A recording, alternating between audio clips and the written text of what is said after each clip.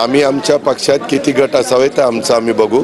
इतरांनी फुकटचा सल्ला देण्याचं कारण नाही. घड्याळ आम्हाला वापस मिळेल आणि धनुष्यबाण देखील शिवसेना. ठीक आहे, हे का तुम्हाला ना पत्रकारांशी मी ह्याच्याकरता बोलत नाही.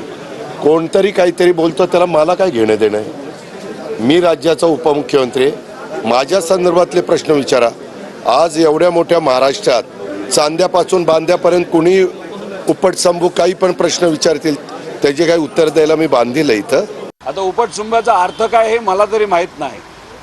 त्यामुळे त्यांनाच खरं तर आपण विचारलं पाहिजे की त्याचा अर्थ काय. ठीक आहे, आमच्याबद्दल तुम्हाला जे बोलायचं ते तुम्ही तिथं बोला, पण आजपर्यंत आम्ही अजितदादांबद्दल, एकनाथ शिंदे साहेबांबद्दल, देवेंद्र फडणवीसांबद्दल जे काय बोललेलं आहे, नाही तर सरकारच्या विरोधात जे काय बोललेलं आहे, कुठेही आम्ही मोघम बोललेलो नाही.